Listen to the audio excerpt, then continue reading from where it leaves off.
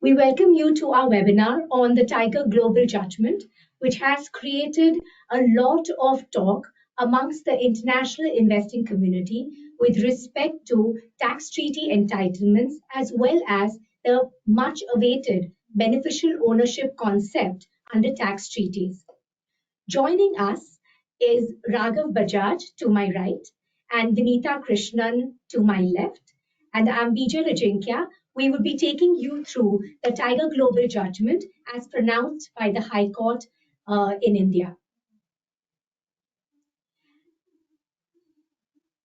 To just set a tone to this webinar, we have put up the entire entitlement to treaty benefits, more so with the India-Mauritius Tax Treaty, which has been the biggest contributor to foreign direct investment into India. Interestingly, the treaty has now been in existence for almost 40 years, and ever since the liberalization of the Indian economy, we saw a number of foreign direct investment come into India via Mauritius. There was a lot of talk as to whether the India-Mauritius Tax Treaty, which provided for a capital gains tax exemption to a Mauritius resident on sale of shares of an Indian company, was something which could be challenged by the tax authorities under the anti-abuse provisions. In the year 1994, in order to provide certainty to foreign investors, which was the key to the liberalization event in the 1990s, the Indian government, through the Central Board of Direct Taxes, introduced a circular number 682 to essentially say that capital gains from the alienation of shares of an Indian company by a Mauritian resident shall not be taxable in India. Again, in the year 2000, another circular number 789 was introduced by the Central Board of Direct Taxes to essentially say that if at all a Mauritius taxpayer has a tax residency certificate, it would constitute sufficient evidence for demonstrating tax residency as well as beneficial ownership under the tax treaty. However, still, there was a lot of situations where the tax authorities were questioning Mauritian resident companies from taking tax residency benefits. To that extent, in the year 2003, the Indian Supreme Court, in the case of Azadi Bachao Andolan, set the entire disruption to set to essentially say that a Mauritius company holding a tax residency certificate does constitute sufficient evidence in order to take the benefits of the tax treaty. Moving on, the entire concept of tax treaty entitlement was set to rest in the year 2003. It was only in the year 2012 wherein we had the Indian Supreme Court granting the benefits of a tax treaty in a situation, or rather talking about treaty entitlements as well as the Azadi Bachao Andolan case. As most of you are aware, in the year 2012, when the Vodafone case was announced, it was not a case vis-à-vis entitlement to tax treaty benefits. However, it is a landmark case with respect to tax treaties and how countries should look at investments into India. In the year 2013, the Union government withdrew an amendment to the law which said that a tax residency certificate is not sufficient evidence, and to that extent trying to water down the judgment of 2003. In the year 2016, India amended its tax treaty with both Mauritius and Singapore in lieu of the fact that the general anti-abuse provisions were going to be in effect from the year 2017. Fast forward to the year 2024, again an amendment to the India-Mauritius Treaty by way of a protocol, which has yet not been notified, and we do not really know the form in which it will get notified. And this particular protocol incorporated the principal purpose test under the tax treaty, which led to a lot of furor as to how the protocol would read into grandfathered investments under the 2016 change in the tax treaty. We would now move on to discuss situations where a tax treaty relief entitlement vis-a-vis tax treaties is undertaken. Over to you, Vinita. Thanks, Bijal. And just for benefit of everyone, I think Bijal has been very kind. She's the Azadi girl. She was also part, she took a lead part in the leading judgment of Azadi Bachao Andolan. And just to set the stage, why does a treaty is very important for a non-resident? Because the way we stand today, under the domestic tax laws, if a non-resident is earning an income in form of return on equity investment, whether it is dividend or return on a debt investment if it is interest, or if they have any technical collaboration support with their Indian arms or with third parties in India, then in general the tax rate is roughly around 21.84%.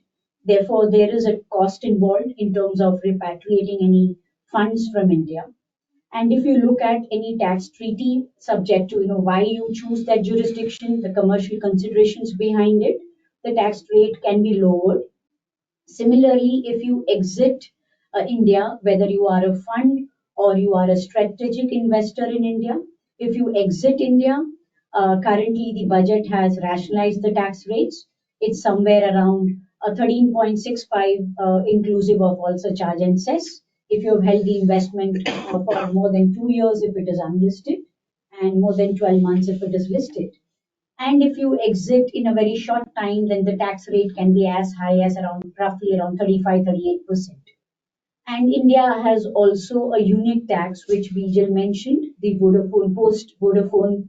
Now, what happens because of that, even if a non-resident entity is selling the shares of a non-resident, say USCO is selling USCO to another non-resident, still there will be a tax in India. It's a deal happening in global level, provided the USCO, the target USCO has certain nexus with India. It derives its value more than 50% from India assets. That's called as indirect transfer tax. And so, as a non resident, when you plan to invest in India, or even if you have your entities where you've made investment at a group level, which ultimately owns India, and if there is an exit opportunity, there can be a tax. And therefore, if you look at any tax treaty, if there is a relief in that tax treaty, the tax rate can go down to zero. In that context, there was a Tiger Global ruling, which Raghav would definitely talk about it in the next slide. Also, just to add to what Vinita said, we must always remember that India has a very unique system of taxing capital gains. In most countries, non residents are not taxed on sale of a capital asset in their respective country. However, India as a country taxes both residents as well as non residents on Indian situs assets. And to that extent, the situs of the company is where, or the situs of the shares is where the company is essentially incorporated. And this is where it leads to a mismatch of tax credits when a sale of an Indian company by a non resident, when you pay taxes in India and you do want to claim a credit in an offshore jurisdiction, does pose to be a challenge in many such situations. Thank you.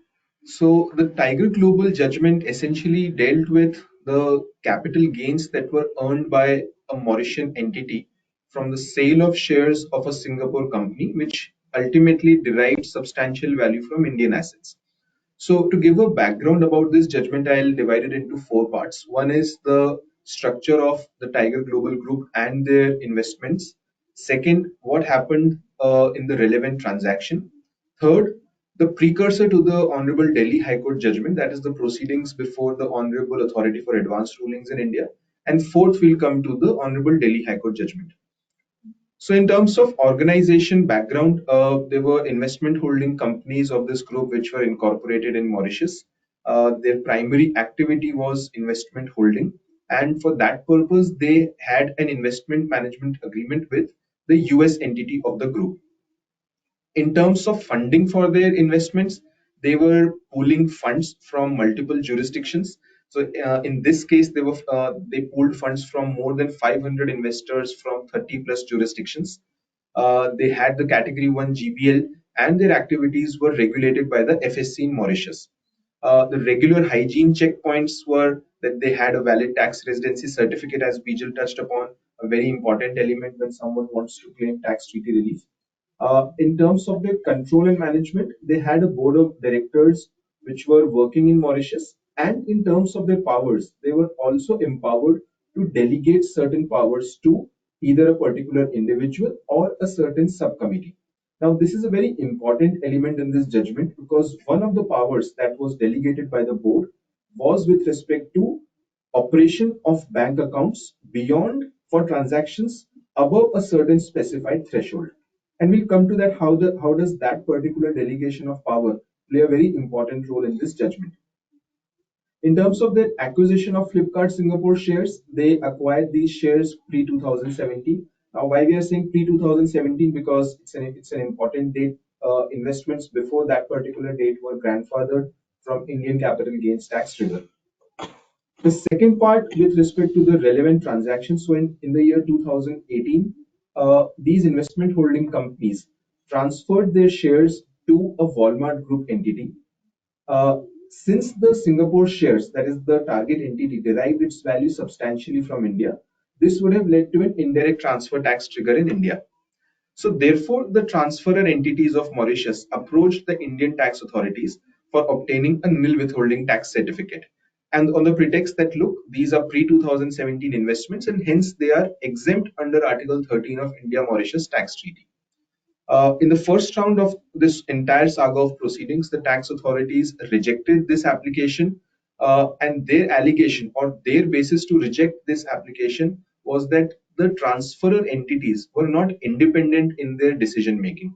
Now, independence, control, and management, these are some of the terms and expressions that we keep on hearing in the context of tax treaty relief. The relevant transaction took place, and thereafter the transferor entities made an application before the Authority for Advanced Rulings, a quasi-judicial body in relation to Indian income tax, and they made the application to see what is the taxability of the capital gains that they earned. Ultimately, their point was that, look, the real control and the substance of the transaction, the entities were in Mauritius. In that round of proceedings, the tax authorities alleged that if one looks at the organization structure of the group, it looks like a web of entities, which led them to allege that, look, the control is not in Mauritius, the economic substance is also not there. And at one point, they also made an allegation that, look, even the admin expenditures were being met from the capital contribution that was made by shareholders. On the contrary, Tiger Global Mauritian entities argued that, look, and they submitted that the holding structure is not a relevant consideration when one looks or assesses an application for advanced ruling, because what one has to see is that the transaction, whether the transaction is designed for tax avoidance or not, and not the holding structure as it is. In terms of control, they submitted that it was completely the real control was in Mauritius. The board of directors were taking all the decisions after deliberations. There were proper resolutions in place. There were relevant sector experts in place. So on a overall basis, they said that the Mauritian entities are entitled to this tax treaty relief, which was provided under the India-Mauritius Tax Treaty. The Honorable AAR rejected this application by the Mauritian entities, against which the Mauritian entities filed a writ petition before the Honorable Delhi High Court. And the interesting part was that the AAR, the reasons on which the application was rejected. So one was, where is the head and brain or the control? Now, in this context, the aspect of operating bank accounts was very important because, as I said earlier, there was one power which was delegated, that for transactions exceeding 250,000 USD, the power to execute or the power to transact in those bank accounts was given to a particular non-resident of Mauritius, and who happened to be a very important person in the whole structure of Tiger Global. So the Honorable AAR concluded that if this is the case, then it means that the control of this entity is not in Mauritius. Effectively, the head and brain and the real control lies in USA. With respect to the Mauritius route, the AAR made an observation that the Mauritian transferor entities were holding only one investment in Singapore, and there was no other investment that they made. So, basis this, they concluded that the Mauritius route of investment does not look to be based on any sound commercial principles, but it means that they have invested from Mauritius only for tax treaty relief. And thirdly, with respect to indirect transfer tax exemptions, the AAR concluded that, basis according to them, this particular exemption does not find place in the relevant tax treaty. Basis these points, the Honorable AAR rejected the application, and then the matter traveled to the Honorable Delhi High Court. Now, before the Honorable Delhi High Court, arguments from Tiger Global Mauritius entities again were three or four valid substantial points. Number one, they said that if one looks at all the jurisprudence that we've discussed till now, what should one have? One should have a valid tax residency certificate. Number two, one should meet the relevant LOB expenditure threshold if something is prescribed in the India market, if in the relevant tax treaty. And we find some of that threshold prescribed in the India Mauritius tax treaty.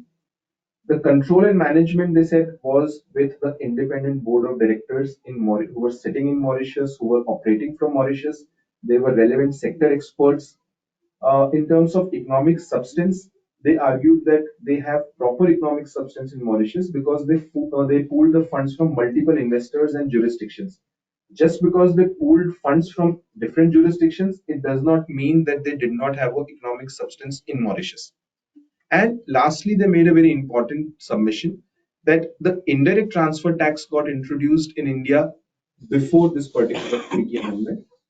In 2016, our treaty got amended, and they said that look, if even after that point the indirect transfer tax exemption has not been withdrawn, it means that the indirect transfer tax exemption is still available under the relevant tax treaty. Now, against this, the tax authorities and the authority for advanced rulings made the argument that these entities were essentially facades of US parent, the control, the commercial substance, the economic substance, nothing was there in Mauritius. And with respect to the independent decision making submission of the taxpayer, they said that if one looks at the resolutions, the contents of those resolutions do not demonstrate that aspect. They said that most of those resolutions are on the tone of just like noted or ratified. So if one looks at those resolutions on a holistic basis, they said that these do not demonstrate an independent decision making.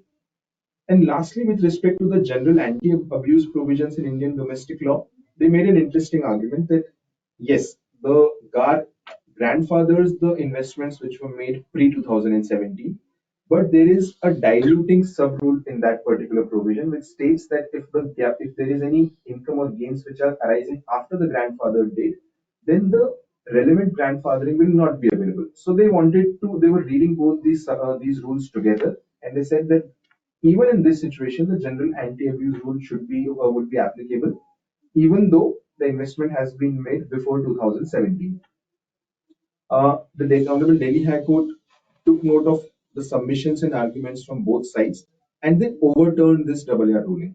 Now, interestingly, while doing so, they acknowledged one important factual error that was being made, that the US entity did not have any shareholding, either direct or indirect, in the Mauritian entity.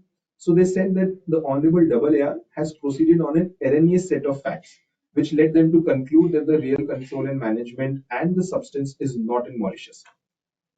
If one looks at merits, the Honorable Court laid down 5 to 6 very important principles in this judgment.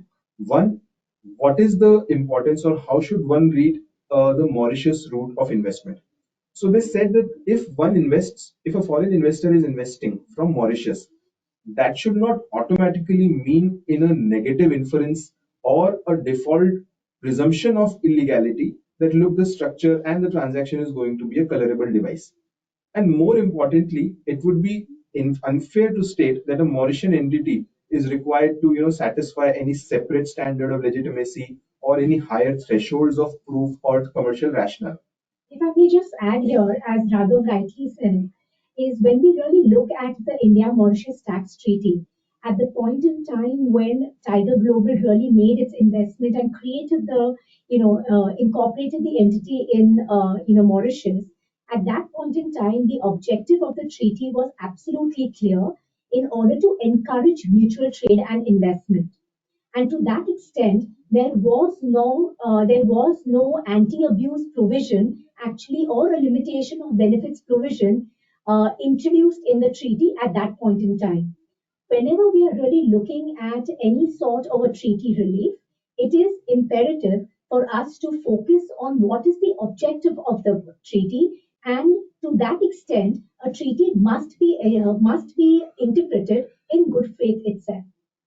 Okay. And in this case also, as Bijal said, the reason for investment was the investor-friendly environment that was prevalent in that country and the various bilateral trade agreements that was being offered by that country. With respect to tax residency certificates, again, a very, very important aspect in relation to tax treaty reliefs. The Honorable Court followed the approach that was there in the Azadi Bachao Andolan case, and they said that, look, these tax residency certificates are sacrosanct and supreme. If a foreign government is giving a tax residency certificate to a person in that jurisdiction, then it is the duty and the onus of our tax authorities to respect it. Uh, if one talks about beneficial ownership and economic substance, they followed a very important approach, and they said that if one wants to allege that a foreign person is not the real beneficial owner, then it can be done only if that person is legally or contractually obligated to pass on that income. If these elements or if these characteristics are not present, then the foreign person cannot be regarded as not a beneficial owner. Uh, the Honorable Court also touched upon an important point of corporate veil. Just before we go into the corporate veil principle, very, very important to note that the concept of beneficial ownership has often been abused, wherein you look at the entitlement to treated benefits in articles such as capital gains, wherein there is no requirement to consider beneficial ownership itself. So a beneficial ownership construct, though was introduced in tax treaties more as an income allocation tool, is now being interpreted more as an anti-abuse tool. If we look at the provision under the capital gains tax article, there is absolutely no requirement as to whether the entity taking treaty benefits is or is not the beneficial owner. And hence, though the Delhi High Court has spoken about an important principle on beneficial ownership and to consider the forwarding approach as Raghav mentioned, however, in the construct of a capital gains tax article, it is not really relevant to apply the same. Correct. And in terms of corporate veil principle, we all know that in today's global structures, the linear organizational structures tend to be a little longer. So the honorable, and it is possible that the parent company or the holding company will exercise overarching, let's say, supervision or just a guiding force with respect to the subsidiary company. So in this context, also the Honorable Court stated that just because there is some overarching guidance or control which is being exercised by the parent company, the subsidiary company cannot be disregarded, and it cannot be stated that that the subsidiary company is just acting as a puppet of the foreign parent. And to that extent, it will always be obvious that every subsidiary, would have its directors appointed by the shareholders, which is the parent company. And to that extent, you cannot say that just because you are appointing directors or you may be having certain powers, vis-a-vis taking special resolutions, etc., it cannot be said that the parent company is actually running the business of a subsidiary company. And to that extent, the business of any company is only run by its board of directors. Absolutely. And in terms of the limitation of benefit and the GAR aspect, the Honorable High Court touched upon this point, and they said that the domestic law provisions will need to be interpreted in a manner which is not conflicting with the tax treaty. So even if there is a GAR provision, if the argument of the tax authority was that even the pre-2017 investments are grandfathered, but there is a diluting provision. But the Honorable High Court read it that, look, the tax treaty itself contains a grandfathering provision, and if by doing this interpretation which the tax authority was doing, we end up disregarding the grandfathering provision of the tax treaty, then it will not be the correct interpretation.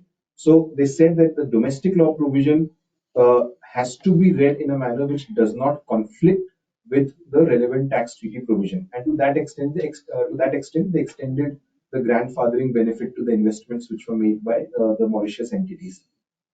And basis this, they also concluded that if a relevant TRC, if the valid TRC is there, if the LOB thresholds are met, then the onus on the tax authorities or the revenue is much, much more to still deny the tax treaty relief. And they said that if still they want to deny it, then it is a very narrow road that they will have to travel. It can either be in a fraud situation or a sham or a transaction which is tainted with illegality, or perhaps a scenario in which the countries never intended to provide that particular tax treaty relief.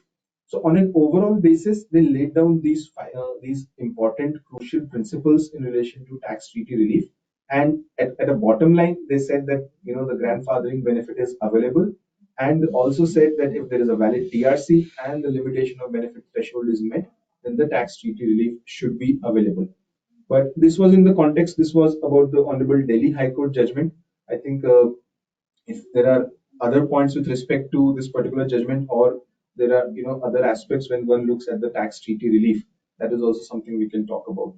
Right, and just to add, I think this is a stage where it was pre 2017. And now, when we look at India Mauritius Treaty, for example, or India Singapore Tax Treaty, Bijal did mention that the treaty was amended. So, as far as any direct investment is concerned, if an investor is going to make an investment today, say in 2024, then there is no tax treaty relief available. But Vijay, if there is an investor who would, for commercial reasons, have a pooling vehicle either in Singapore or in Mauritius, and they are also based out of either Singapore or in Mauritius, would if the merely that it is not a pre 17 investment would have any bearing, or the tax treaty as it stands today would it be eligible if it is we are talking from an indirect transfer Sure, standpoint? sure.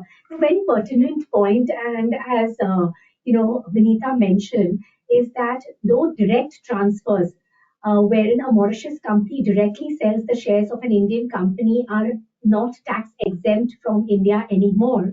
However, indirect transfers yet continue to have the benefit under many of India's tax treaties. Now, the point really to note is that when you're looking at creating any intermediary structure, for a number of reasons, you may require pooling of investments. You may want to have a loan really taken without giving a pledge of shares of an Indian company, or for whatsoever other reason. It is absolutely pertinent to ensure that there is a commercial substance and a rationale which has been undertaken so as to set up the vehicle there.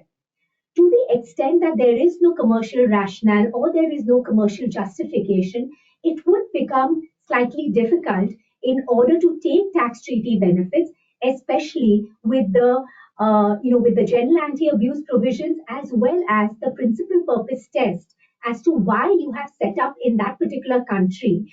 Why, and to that extent, if there is no strong principal purpose as to why that entity is set up there, the tax treaty benefits would be denied. However, this yet does not take away from the situation that an entity may yet be a tax resident of that particular country merely because it is incorporated there or it does have a control and management out of that country. So, to that extent, so long as we are able to prove as to what is the purpose, what is the commercial rationale, as to why a particular entity is incorporated there, to that extent, tax treaty benefits must be given. Thank you, Vijay.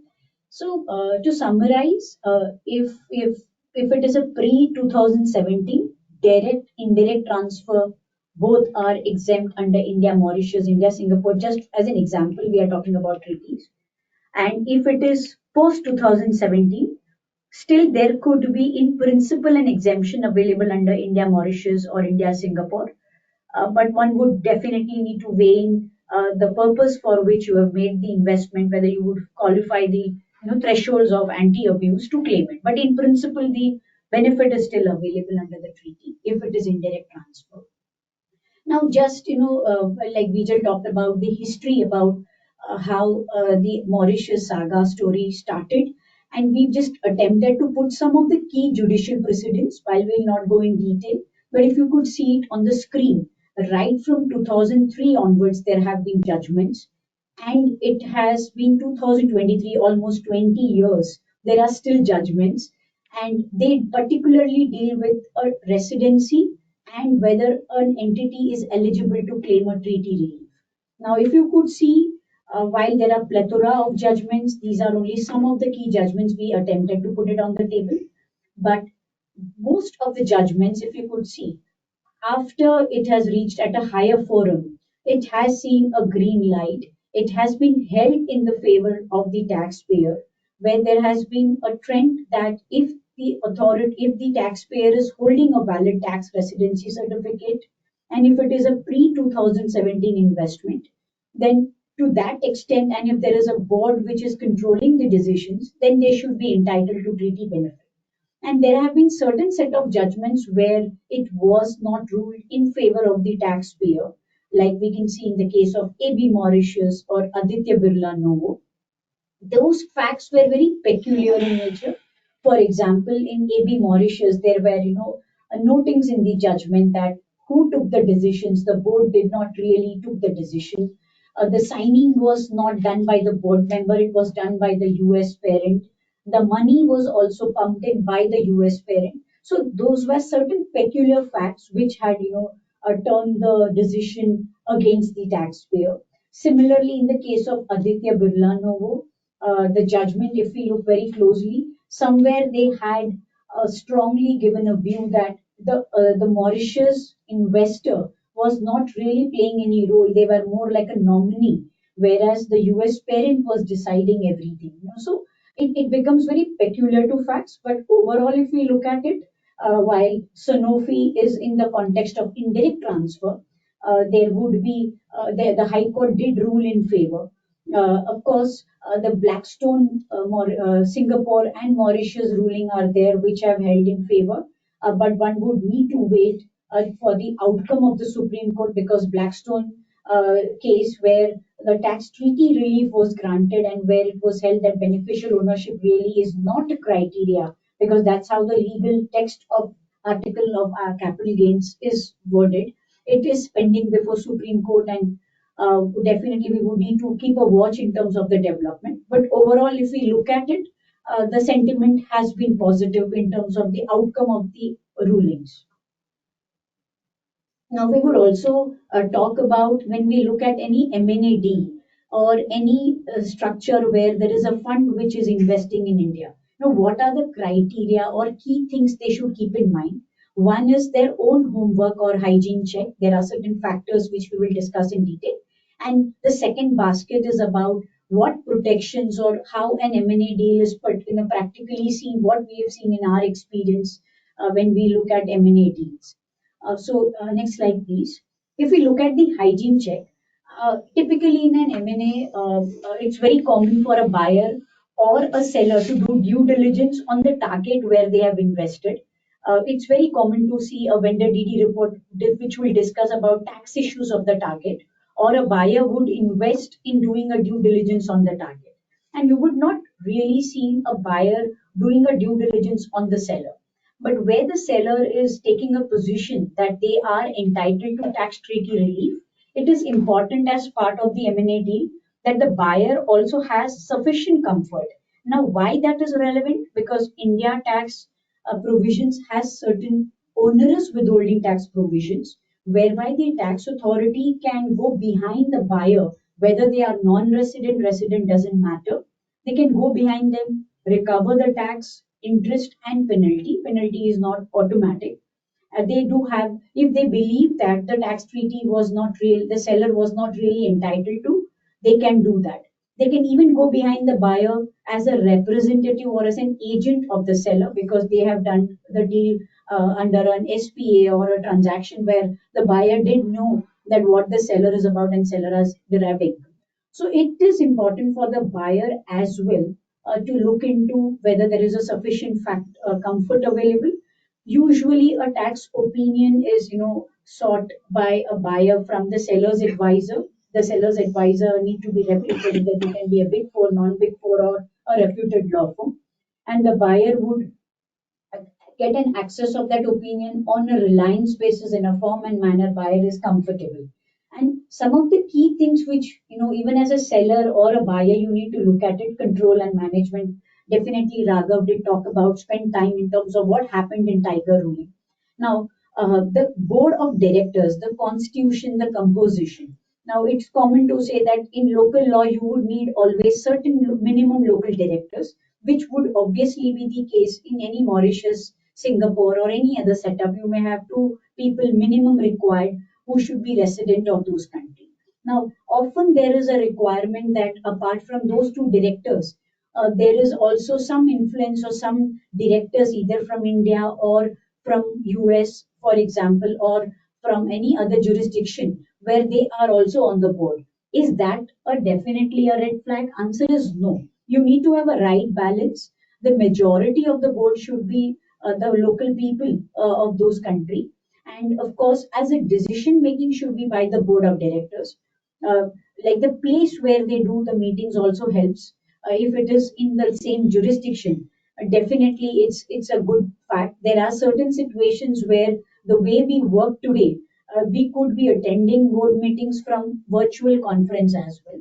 But that per se should not take away that the board has not taken a decision. But these factors do play a role. Now, in funds context, Pijal, it is seen that there are directors on board, but like even in Tiger Global Ruling, you had an advisor or a manager sitting in US. So, how would you look at a fund manager or an advisor sitting in Mauritius, Singapore, or in India? How would it have any relevance on the control point? Absolutely. So very often, you do have funds wherein, funds which will be having a board of directors, and the funds board essentially authorizes an investment manager under the management agreement to make decisions on investment and divestments of the fund itself.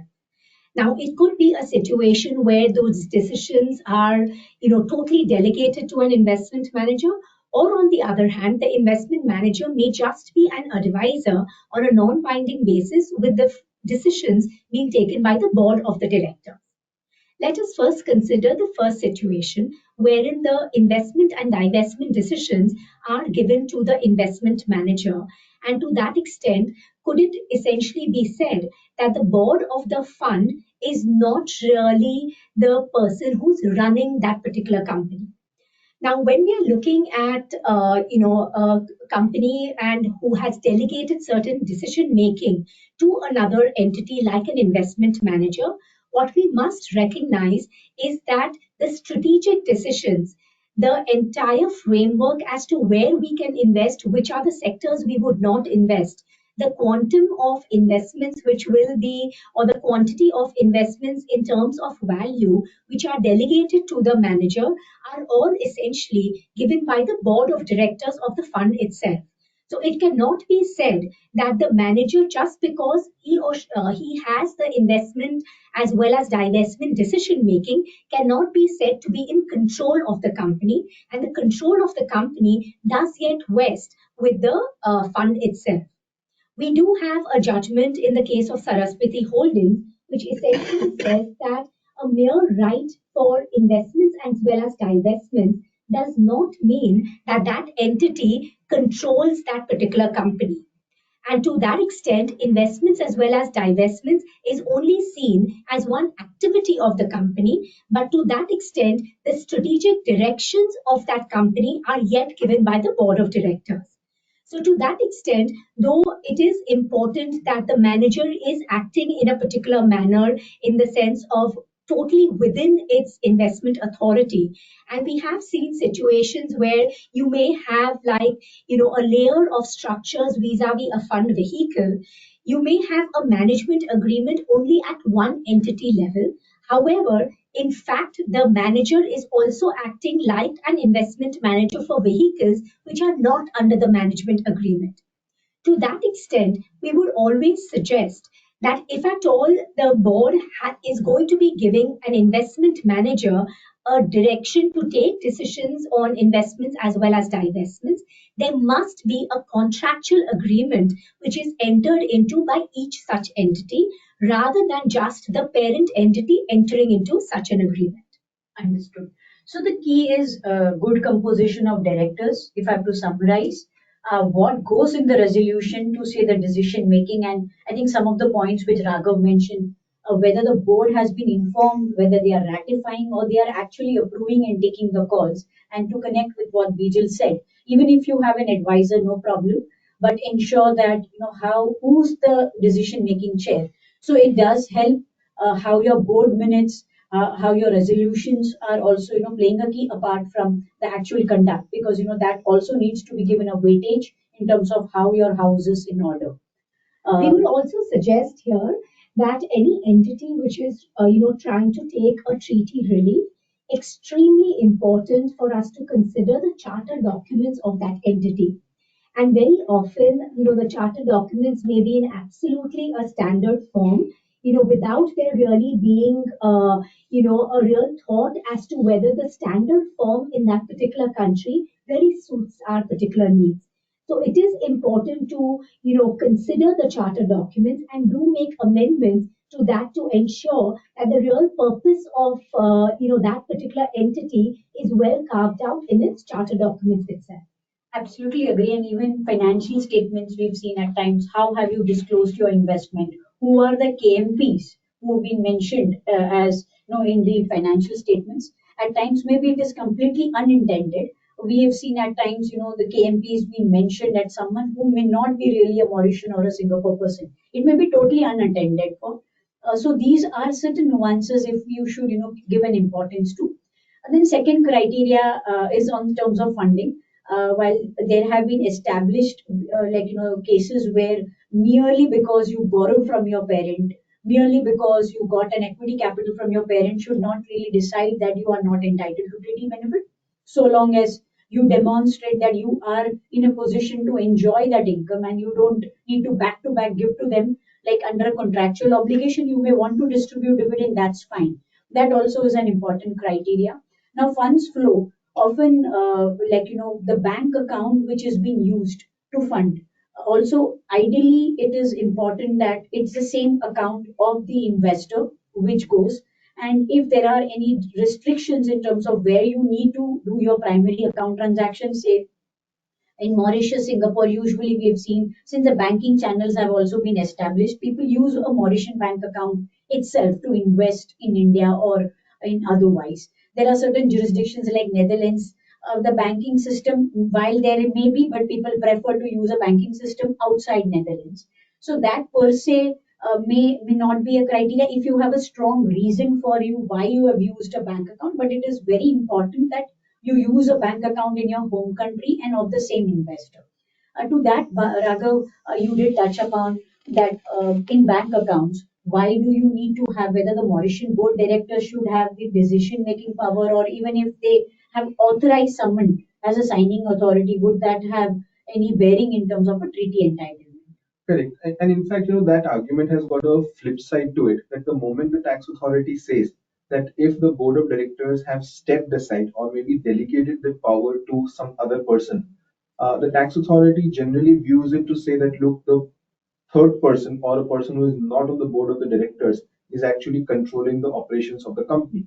But the flip side is that, in fact, the board of directors, in exercise of their powers, as Bijal said, which comes from the constitution documents, they have exercised that power and then they have delegated it to someone else, which would in effect mean and imply that the board is actually in control of the company and they have delegated the power to someone else. The power that the other person or a non-board member gets is not something out of thin air. They have got that power from the board, which means that the board is controlling, the board is steering the ship, the board is in the driver's seat, and therefore, to that extent, just because a non-board member has been given a power to operate the bank account, in this case, it was a decent threshold of money, that should not automatically mean any negative. But yes, like we have seen that the authorities are scrutinizing these particular situations in great detail.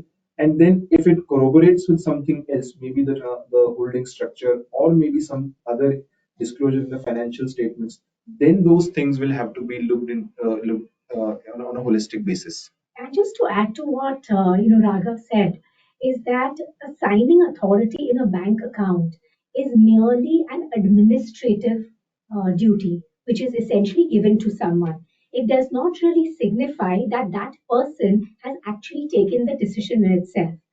So long as the board has taken that decision, which is only being administered and exercised upon by the signatory to the bank account in order to make the fund flow, that person should never be seen as in control of the vehicle in itself.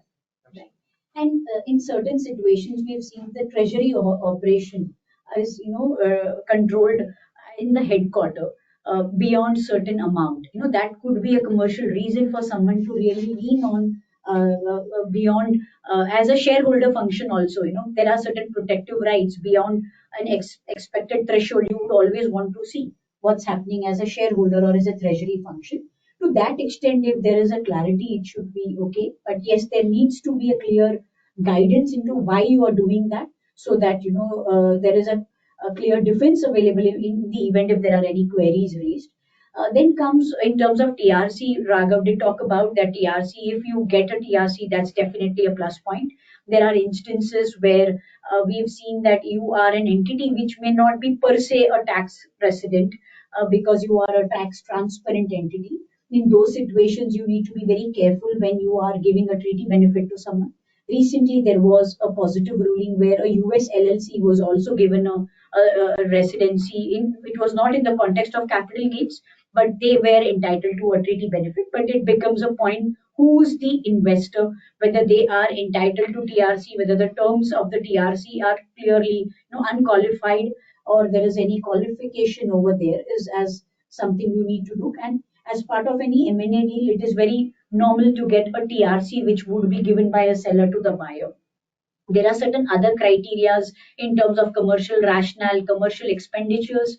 If you have good expenditure books, definitely that's something which gives more weightage in terms of why you are entitled, why you went to a jurisdiction. It does give a kind of weighing factor. And today, where we stand, where we have, if you make an investment which is fresh, uh, and you want to claim a treaty benefit, given the protocol of India Mauritius, given the general anti avoidance, it definitely helps if you have an expenditure which is matching to your revenues. It does help play a role to say that you have a reason why you've gone there.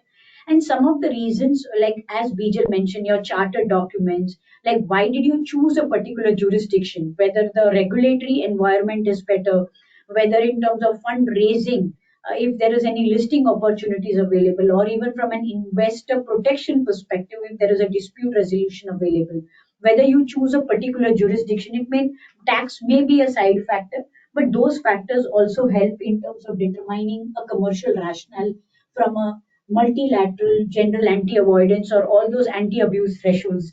Vijay, anything you would want to add over there in terms of? Not at this point in time. Okay. And then in terms of other factors like legal beneficial owners, certain things like who's signing the documents, who's doing right from the term sheet stage.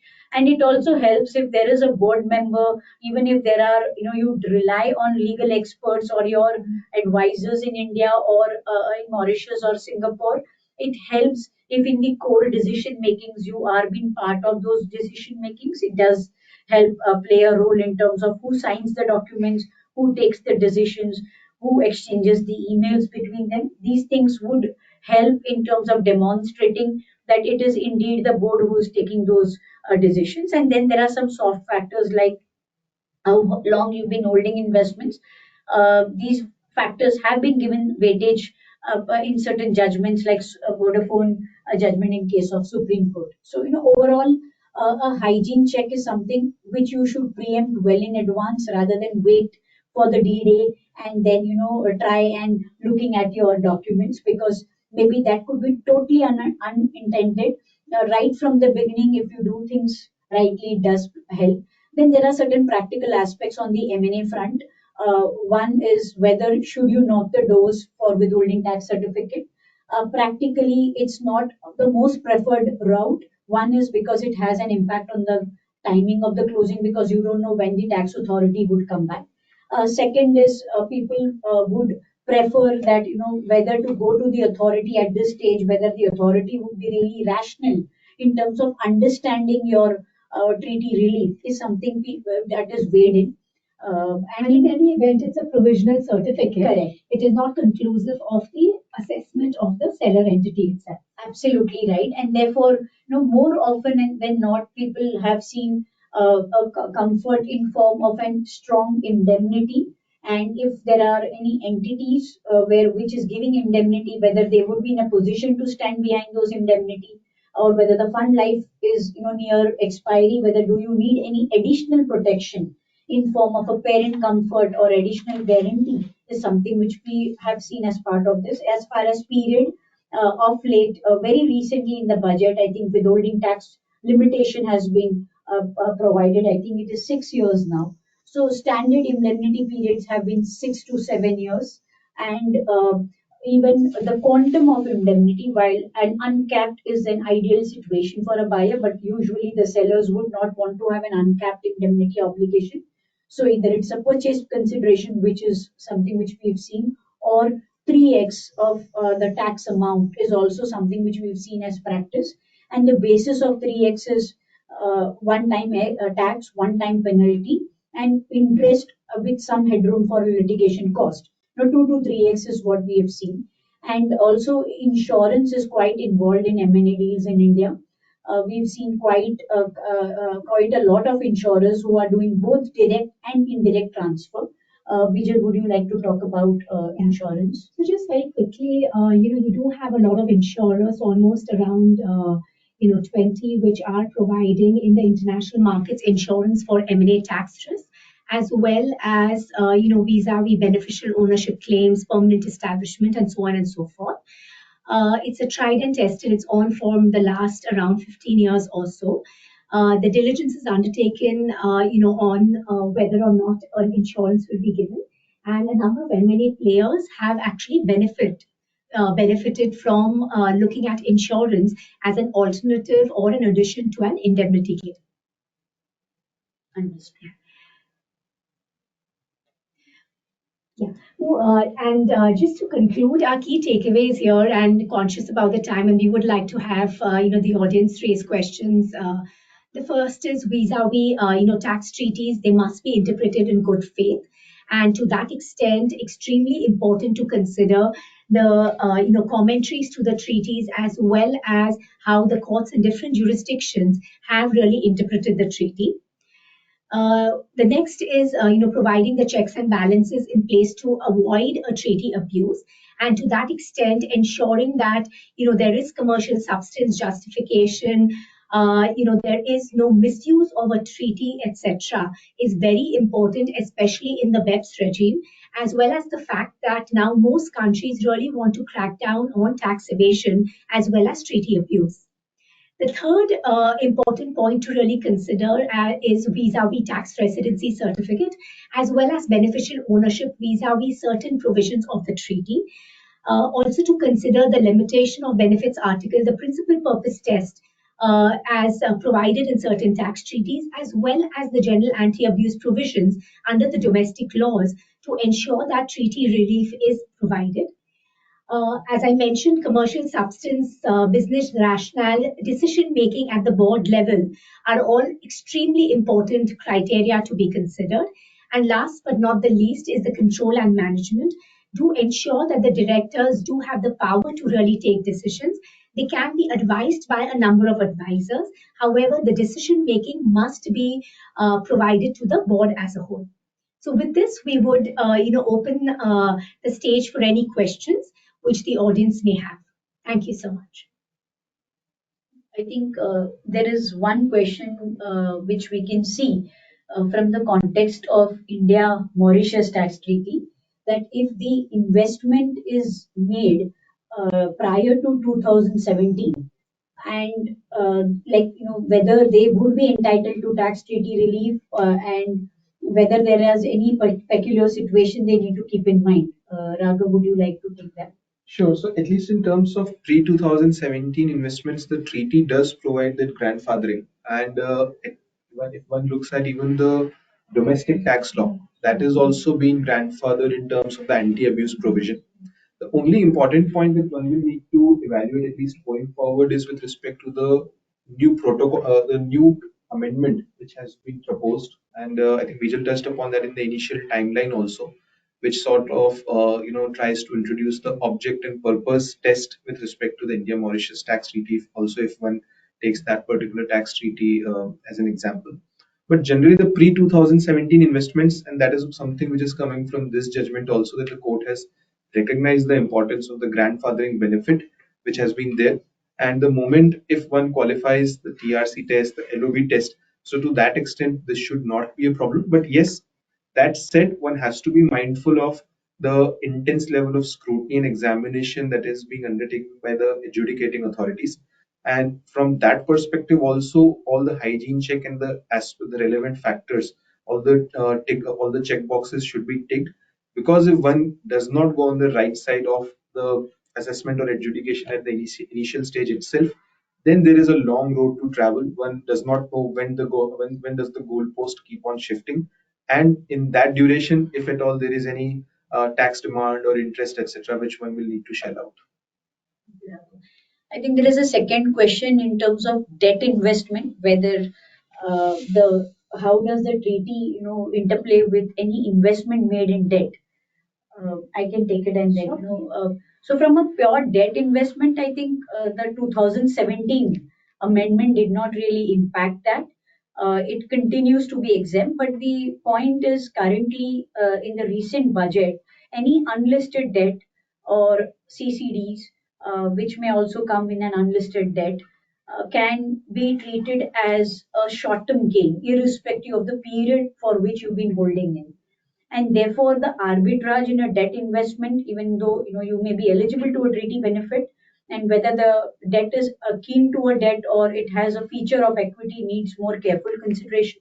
Because if at all the treaty benefit is while in principle the treaty continues to be applied, if you sell the debt, you would still continue to be tax exempt. I'm talking about a direct transfer, not a redemption. But whether the debt is indeed debt or it has any feature of equity has to be closely seen, because the arbitrage is, if it is treated as taxable transaction, it would go up to 35% under domestic laws, and it can become 0%. So for any debt investment which is already being made, it's very important to look at the treaty eligibility conditions and to see, and if it is a case of a redemption, then there are certain nuances whether the redemption would be treated as capital gains or interest under the relevant treaty would need to be looked at it. Yeah, I think also just to add that any debt instrument may actually have an interest embedded in it. And in order to take treaty benefits vis-a-vis the interest income, it is absolutely important to consider the beneficial ownership and to see whether there is any forwarding approach or there is any legal or contractual obligation, as Raghav mentioned, for the recipient of the interest to pass that particular income forward. So to that extent, one is of course the entitlement to treaty benefits vis-a-vis the transfer of the debt instrument or the redemption of the instrument itself. And the second would be on the income earned on this instrument in form of interest income. Understood. And then there is a question on, while we may have another one question more because of the paucity of time, there is a question that if board minutes record the presence of any Indian non-local advisor, would that be really viewed negatively? Vijay or Raghav, would you like to take that? Sure. So, honestly, if there is a presence, unless if one looks at it in a silo, the mere presence of, let's say, local advisors or that should not be looked at negatively. But what happens is, if the minutes demonstrate that when the local members are not present, all the relevant decisions are being taken place only when the relevant non-board members are being present, because there are two aspects to it. One, are we talking about a non-board member or are we talking about a non-local director? The non-local director the demonstration should be to the fact that the non-local director is not in the driving force. I agree that this may not be the most apt conclusion, but at the same time, this is something on a practical basis that we have always seen, that the authorities are scrutinizing the minutes and they are seeing when were the important decisions being taken, and who were present, who were voicing their points, and how were those being dealt with in those particular board meetings. Something that we saw in this judgment also, when the authorities raised the point that look, the relevant board meetings are only doing the act of noted or ratified. So to that extent, the relevant internal correspondence and internal corporate secretarial documents are also a very important aspect in evaluating tax treaty relief. Understood. And just to add, I think it's very common these days to have an external advisor to come to the board and talk about it, even like if you look at an audit committee in case of a listed entity. So it becomes very common. But yes, the point is whether the person's role of as an advisor, he is just, assimilating and transferring what the information is. And the board has then taken a note of it and taken its own decision is something, how you record it, how you demonstrate it becomes vital. Presence of a person per se should not result in a negative inference in my view. Sure. Maybe we just take one more question. And of course, very happy for you all to send us questions directly. But there is a question as to whether, in a situation where there is no commercial consideration of an indirect transfer from one trust in Mauritius to another trust, where the beneficiaries remain the same, whether the I would believe this is indirect transfer tax principles, whether they actually apply. Now, here it's a very interesting question, and whether a transfer from one trust to another trust is considered a transfer in itself, especially when the beneficiaries remain the same. One, it would be a consideration as to whether in the jurisdiction where the trust is created, is the trust really a tax transparent entity, or is it considered as a separate entity as a whole? Generally, a trust is not regarded as a separate taxable entity, and it takes its character only from the beneficiaries itself. And to that extent, applying the principle of beneficial ownership on who is the real owner of trust property, to that extent, a transfer from one trust to another should not be considered a transfer at all in a situation where the beneficiaries are the same.